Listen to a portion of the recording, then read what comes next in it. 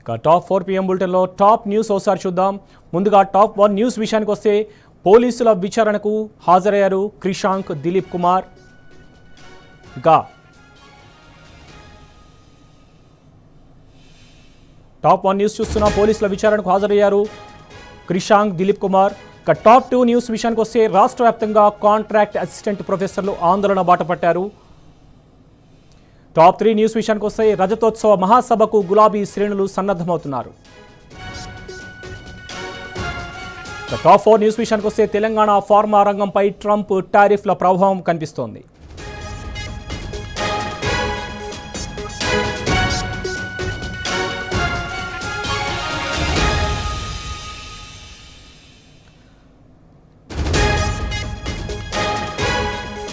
Top 4 PMలో top 1 news చూస్తున్నాం. పోలీసుల విచారణకు హాజరయ్యారు క్రిషాంక్ దిలీప్ కుమార్.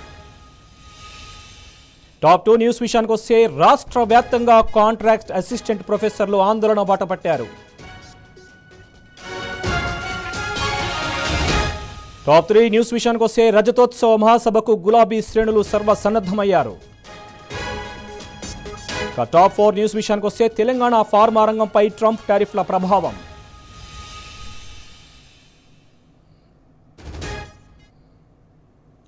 ముందుగా టాప్ 4 PMలో టాప్ 1 న్యూస్ చూద్దాం. రేవంత్ వైఫల్యాలను ప్రశ్నిస్తే కాంగ్రెస్ నేతలు దౌర్జన్యాలకు దిగుతున్నారు. ఎవరు ప్రశ్నిస్తే వారిని అక్రమ కేసులతో వేధింపులకు గురి చేస్తున్నారు. HCU భూములు వన్య ప్రాణులను కాపాడాలంటూ గొంతెత్తిన వారిపై అక్రమ కేసులు బనాయిస్తున్నారు. అందులో భాగంగానే బీఆర్ఎస్ నేత మన్నె క్రిషాంక్ డిజిటల్ మీడియా మాజీ డైరెక్టర్ కొనతం దిలీప్ కుమార్ పై అక్రమ కేసులు పెట్టారు. HCLలో జింకలు నెమళ్లు లేకపోయినా AI ద్వారా క్రియేట్ చేశారంటూ కంప్లైంట్ చేశారు. ఈ మేరకు గచ్చిబౌలి పిఎస్లో విచారణకు మన్నె క్రిషాంక్ కొనతం దిలీప్ కుమార్ హాజరయ్యారు.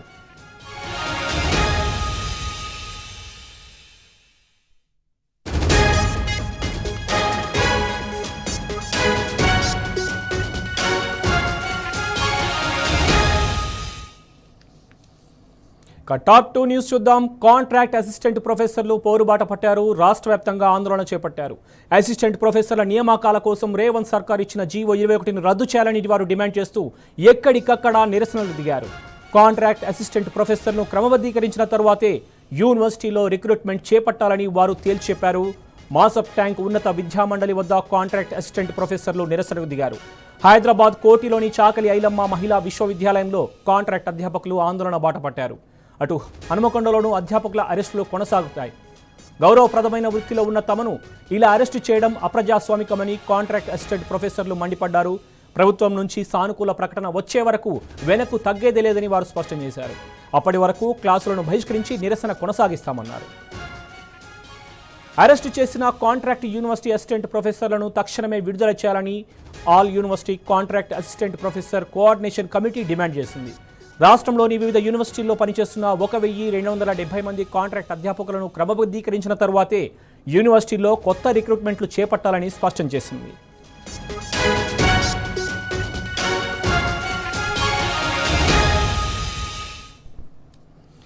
కాంట్రాక్ట్ అసిస్టెంట్ ప్రొఫెసర్ల ఆందోళన పట్ల మరిన్ని వివరాలు మా ప్రతినిధి మహేష్ అడిగి తెలుసుకుందాం. మహేష్, చెప్పండి. Good evening. కాంట్రాక్ట్ అసిస్టెంట్ ప్రొఫెసర్ల ఆందోళన పట్ల మీ దగ్గర ఉన్న డీటెయిల్స్ ఏంటి? శోభన్, రాష్ట్రంలో 12 యూనివర్సిటీలో పనిచేస్తున్న కాంట్రాక్ట్ అసిస్టెంట్ ప్రొఫెసర్లను క్రమబద్ధీకరించిన తర్వాతనే యూనివర్సిటీలో రిక్రూట్మెంట్ చేపట్టాలని మాసప్ ట్యాంక్ లోని ఉన్నత విద్యార్థులని అసిస్టెంట్ ప్రొఫెసర్లు ముట్టడించారు.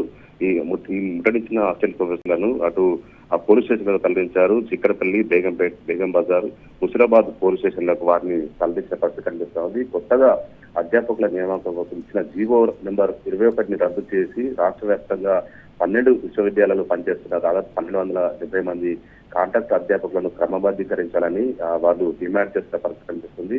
అటు కాంగ్రెస్ పార్టీ ఎన్నికల మేనిఫెస్టోలో సైతం విశ్వవిద్యాలయంలో పనిచేస్తున్న కాంట్రాక్ట్ ప్రొఫెసర్స్ ని రెగ్యులరైజ్ చేస్తారని కూడా వారు చెప్పిన పరిస్థితి కనిపిస్తుంది. అయితే అధికారంలోకి రాగానే మాట మార్చడంపై కాంట్రాక్ట్ అసిస్టెంట్ ప్రొఫెసర్లు కాంగ్రెస్ ప్రభుత్వ తీరుపై ఆగ్రహం వ్యక్తం చేస్తున్న పరిస్థితి కనిపిస్తోంది. ఇటీవల ప్రభుత్వం జారీ చేసిన జీవో నెంబర్ 21ని వెంటనే ఉపసంహరించుకోవాలని వారు డిమాండ్ చేస్తున్నారు. నోటిఫికేషన్ ద్వారా అసిస్టెంట్ ప్రొఫెసర్లను భర్తీ చేస్తామన్న రాష్ట్ర ప్రభుత్వ నిర్ణయాన్ని వారంతా పెద్ద ఎత్తున కూడా వ్యతిరేకిస్తున్న పరిస్థితి కనిపిస్తోంది. కాంట్రాక్ట్ అధ్యాపకుల సేవలను పూర్తి స్థాయిలో పర్యవేక్షించిన తర్వాతనే కొత్త నియామకాలను నోటిఫికేషన్ ఇవ్వాలని కూడా వారు కోరుతున్న పరిస్థితి కనిపిస్తుంది. రాష్ట్రంలోని వివిధ విశ్వవిద్యాలయాలు దాదాపు 25 నుంచి 30 సంవత్సరాలుగా వాళ్ళు కాంట్రాక్ట్ పద్ధతిలో సేవలు అందిస్తున్నారు. చాలా జీతాలతో పనిచేస్తున్న తమను ఈ రాష్ట్ర ప్రభుత్వం ఇబ్బంది గురి చేయడము సరికాదని కూడా వారు ఆందోళన వ్యక్తం చేస్తున్న పరిస్థితి కనిపిస్తుంది. ప్రస్తుతం రెగ్యులర్ అధ్యాపకుల సంఖ్య 700 ఉంటే కాంట్రాక్ట్ అధ్యాపకుల సంఖ్య 1270 వరకు ఉన్నది. కొత్తగా వేసే దాదాపు 2800 పోస్టులు తమను రెగ్యులరైజ్ చేసిన తర్వాతనే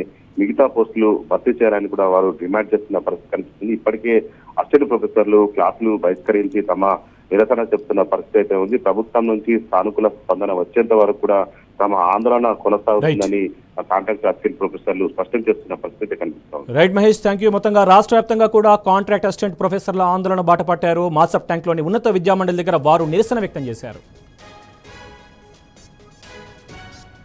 టాప్ 4 PM టాప్ 3 న్యూస్ చూస్తున్నాం మనము. ఈ నెల 27న చరిత్రలో నిలిచిపోయేలా వరంగల్ రజతోత్సవ మహాసభను నిర్వహించేందుకు గాను బీఆర్ఎస్ సర్వసన్నద్ధమవుతుంది. ఇప్పటి నుంచి ఏర్పాట్లు జోరందుకున్నాయి. ఈ మేరకు సభ ఏర్పాట్లను మాజీ ఎంపీ వినోద్ కుమార్ పరిశీలించారు. అటు రజతోత్సవ సభను దిగ్విజయం చేసేందుకు గాను రాష్ట్ర వ్యాప్తంగా గులాబీ శ్రేణులు కదం తొక్కుతున్నాయి. మహాసభకు రావాలంటూ ముఖ్రా కే గ్రామస్తులు వినూత్నంగా ఆహ్వాన పత్రికలను పంపిణీ చేశారు. గడప గడపకు తిరిగి బొట్టు బట్టలు పెట్టి మరీ అందరినీ ఆహ్వానించారు. 25 ఏళ్ల గులాబీ పండుగకు ప్రతి ఒక్కరూ వచ్చి రజతోత్సవ మహాసభను విజయవంతం చేయాలని వారు విజ్ఞప్తి చేశారు. ఈ నేపథ్యంలో బీఆర్ఎస్ నేతల విజ్ఞప్తికి అపూర్వ స్పందన లభిస్తోంది. జనమంతా స్వచ్ఛందంగా రజతోత్సవ సభకు తరలివచ్చేందుకు సిద్ధమవుతున్నారు.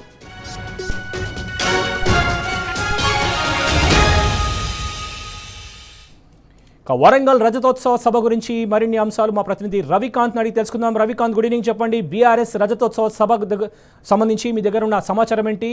బీఆర్ఎస్ శ్రేణులు చేపడుతున్నటువంటి బొట్టు ఇంటింటికి బొట్టు బట్టలు కార్యక్రమానికి ప్రజల నుంచి ఎలాంటి స్పందన వస్తుంది? శోభన్, తెలంగాణ రాష్ట్ర వ్యాప్తంగా అంటే టీఆర్ఎస్ ఉన్నటువంటి బీఆర్ఎస్ ఏర్పడింది తెలంగాణ ప్రజల కష్టాల్లో నుంచి, వాళ్ళ ఇబ్బందుల్లో నుంచి ప్రజలు ఎదుర్కొంటున్నటువంటి నీళ్ల సమస్య కావచ్చు, అనేక సమస్యల పరిష్కారం కోసం ఉద్భవించిన పార్టీ టీఆర్ఎస్. ఆనాడు ఈరోజు బీఆర్ఎస్ గా మారిన సందర్భం. ఆ బీఆర్ఎస్ సంబంధించినటువంటి 25 ఏళ్ల పండగ తమ కుటుంబ పండగ, తమ ఇంటి పండగగా ప్రజలంతా భావిస్తున్న సందర్భం మనం చూస్తా ఉన్నాము. ఇవాళ ఆదిలాబాద్ లో ఏదైతే బొట్టు అక్కడ ఉన్నటువంటి వాళ్లకు బట్టలు పెట్టే కార్యక్రమం కావచ్చు, ఉమ్మడి వరంగల్ జిల్లా వ్యాప్తంగానే అన్ని జిల్లాలకు సంబంధించి కావచ్చు, సన్నాహక సమావేశాలు జరుగుతున్న సందర్భంలో ప్రజలంతా బీఆర్ఎస్ సంబంధించినటువంటి 25 ఏళ్ల వేడుక రజతోత్సవ మహాసభకు సంబంధించి చెలో వరంగల్ సంబంధించి ఎల్కతుర్తిలో నిర్వహించే మహాసభ కోసం మేమందరం వస్తామంటూ ప్రజల నుంచి స్వచ్ఛందంగా వాళ్ళంతా కూడా అడుగుతున్న సందర్భం మనం చూస్తా ఉన్నాము. ప్రధానంగా ఒక వాహనం మాకు అరేంజ్ చేస్తే చాలు, మేము సభా వేదిక వద్దకు వస్తాము, కేసీఆర్ గారు చెప్పే మాటలను వింటాము. ఏదైతే 15 నెలల కాలంలో తెలంగాణ ఏ విధంగా నష్టపోయింది, ఎట్లా ప్రజలంతా గోసపడుతున్నారు అన్నటువంటి అంశాలు ఏ విధంగా ఉంటాయి కేసీఆర్ గారి ప్రసంగాల్లో అనే విధంగా ప్రజలంతా కూడా ఎదురు చూస్తున్న సందర్భం. ఇవాళ ఉమ్మడి వరంగల్ జిల్లాకు సంబంధించి ఇటు ఐనవోలే కావచ్చు, డోర్నకల్ నియోజకవర్గానికి సంబంధించి కావచ్చు, మహబూబాబాద్ నియోజకవర్గానికి కావచ్చు, భూపాలపల్లి నియోజకవర్గానికి సంబంధించి అక్కడ సన్నాహక సమావేశాలు జరుగుతున్న తరుణంలో పెద్ద సంఖ్యలో కార్యకర్తలంతా కూడా ఉత్సాహం చూపిస్తా ఉన్నారు. ప్రజలంతా స్వచ్ఛందంగా వచ్చేందుకు సిద్ధంగా ఉన్నారన్నటువంటి ఒక అంశాలను అయితే వెల్లడిస్తున్న సందర్భం. ఎలకత్తి దగ్గర ఉన్నటువంటి అక్కడ సభ ప్రాంగణాన్ని, సభా స్థలాన్ని వాళ్ళ మాజీ ఎంపీ వినోద్ కుమార్ తో పాటు మాజీ ఎమ్మెల్యే సతీష్ కుమార్ కూడా అక్కడ పరిశీలించి వెళ్ళిన సందర్భం మనకు కనిపిస్తా ఉంది. ఏదైతే 1213 ఎకరాలకు సంబంధించి రైతుల అనుమతితో అక్కడ రైతులు పర్మిషన్ ఇచ్చారు. రైతుల అనుమతితో అక్కడ ఏర్పాట్లన్నీ కొనసాగుతున్న పరిస్థితి. ఏప్రిల్ 2వ తేదీన అంకురార్పణ జరిగింది. ఇప్పటికే అక్కడ సభ ప్రాంగణం అంతా కూడా గులాబీ మయమవుతున్న సందర్భం ప్రజలంతా కూడా స్వచ్ఛందంగా తరలి వచ్చేందుకు సిద్ధమవుతున్నారు. Shobhan. Right Ravikanth, thank you. మొత్తంగా 100 ఎకరాల్లో చరిత్రలో నిలిచిపోయేలా సభను నిర్వహించేందుకు బీఆర్ఎస్ సన్నద్ధమవుతుంది. ఈ నేపథ్యంలోనే గడప గడపకు తిరిగి బొట్టు బట్టలతో ఆహ్వానం పలుకుతున్నారు బీఆర్ఎస్ శ్రేణులు, అభిమానులు. రజతోత్సవ మహాసభను విజయవంతం చేయాలని వారు విజ్ఞప్తి చేస్తున్నారు.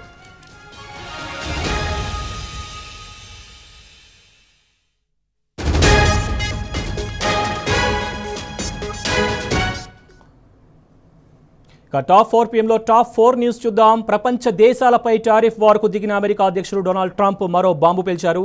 అతి త్వరలోనే ఫార్మా రంగంపై సుంకాలు విధించనున్నట్లు ప్రకటించారు. ఇప్పటి వరకు ఆ ఒక్క రంగాన్ని వదిలిపెట్టిన ఆయన తాజాగా ఫార్మా దిగుమతులపై మోత మోగిస్తానని వెల్లడించారు. ట్రంప్ ఫార్మా ప్రకటనతో దేశీయ ఫార్మా రంగం గణనీయంగా ప్రభావితమయ్యే అవకాశాలు కనిపిస్తున్నాయి. దీంతో భారత్కు ఫార్మా రాజధానిగా ఉన్న తెలంగాణ భారీగా నష్టపోయే అవకాశాలు చాలా స్పష్టంగా కనిపిస్తున్నాయి. ప్రస్తుతం 70% జనరిక్ ఔషధాలు తెలంగాణ నుంచే ఎగుమతి అవుతున్నాయి. ముఖ్యంగా Cipla, Aurobindo, doctor Reddy's, MSN pharma తదితర కంపెనీలపైనే అమెరికా టారిఫ్ పెంపు ప్రభావం ఎక్కువగా ఉంటుందన్న అంచనాలున్నాయి. దీంతో ఫార్మా కంపెనీలు అమెరికా మార్కెట్ నుంచి ఐరోపాతో పాటు ఇతర దేశాలకు వెళ్లడమే ఉత్తమమని ఔషధ రంగ నిపుణులు సూచిస్తున్నారు.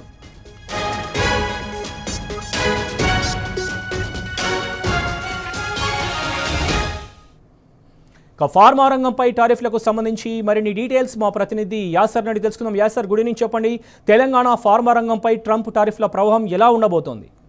Good evening Rajesh. ట్రంప్ మరో సుంకాల బాంబు పేల్చారు. అటు ట్రంప్ సుంకాల తీరుపై భాగస్వామ్య దేశాలతో పాటు అమెరికన్లు కూడా తీవ్రంగా మండిపడుతున్న పరిస్థితి నెలకొంది.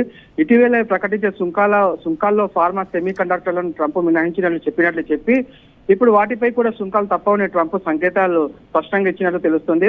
అమెరికాకు దిగుమతులు అయ్యే ఔషధ ఉత్పత్తులపై భారీ ఎత్తున టారిఫ్ విధించినట్లు ప్రకటించారు. అమెరికాలో ఫార్మా ఉత్పత్తులు తయారు కావడం లేదని, అందుకే ఇతర దేశాల నుంచి వచ్చే ఔషధ ఉత్పత్తులపై సుంకాలు విధిస్తున్నట్టు తెలుస్తుంది. అటు ట్రంప్ నిర్ణయంతో భారత్ కు పెద్ద ఎదురుదెబ్బ అని నిపుణులు అంచనా వేస్తున్న పరిస్థితి నెలకొంది. భారత్ ఫార్మాస్యూటికల్ ఉత్పత్తులపై అమెరికా అతిపెద్ద ఎగుమతి మార్కెట్ గా ఉంది. At the same time Bharat కు ఫార్మా రాజధానిగా ఉన్న తెలంగాణ భారీగా నష్టపోయే అవకాశాలు కనిపిస్తున్నాయి. ప్రస్తుతం 70% జనరిక్ ఔషధాలు తెలంగాణ నుంచి ఎగుమతి అవుతున్నాయి. ముఖ్యంగా Cipla, Aurobindo, doctor Reddy's, MS pharma తదితర కంపెనీలపైన అమెరికా టారిఫ్ పెంపు ప్రభావం ఎక్కువనే ఉంటుందన్న అంచనాలు స్పష్టంగా కనిపించిన పరిస్థితులు ఉన్నాయి. దీంతో ఫార్మా కంపెనీలు అమెరికా మార్కెట్ నుంచి ఐరోపాతో పాటు ఇతర దేశాలకు వెళ్లడం ఉత్తమమే ఔషధ రంగ నిపుణులు సూచిస్తున్నారు. అటు అమెరికాకు భారత్ నుంచి దాదాపు $1 బిలియన్ విలువైన ఔషధాలు ఎగుమతి అవుతుంటాయి. దీన్ని బట్టి చూసుకున్నట్లయితే భారత్ చేసుకుంటున్న దిగుమతుల్లో పోల్చితే ఇది 10 రెట్లు అధికమని చెప్పవచ్చు. ముఖ్యంగా అమెరికాకు ఫార్మా ఎగుమతుల్లో ట్రంప్ టాప్ లో ఉన్న భారత్ పై ట్రంప్ నిర్ణయం తీవ్ర ప్రభావం చూపుతుందని విశ్లేషకులు భావిస్తున్నారు. Shobhan. Right, yes sir, thank you. మొత్తంగా ట్రంప్ ప్రకటనతో భారతీయ ఫార్మా కంపెనీల షేర్లు కూలుతున్న పరిస్థితి మనకు కనిపిస్తోంది. తెలంగాణ ఫార్మా రంగంపై కూడా టారిఫ్ల ప్రభావం చాలా స్పష్టంగా అధిక భారంగా మారుతుందంటున్నారు ఫార్మా రంగ నిపుణులు. ఇదే అంశానికి సంబంధించి ఫార్మా రంగ నిపుణులు ఆందోళన సైతం వ్యక్తం చేస్తున్న పరిస్థితి మనకు కనిపిస్తోంది.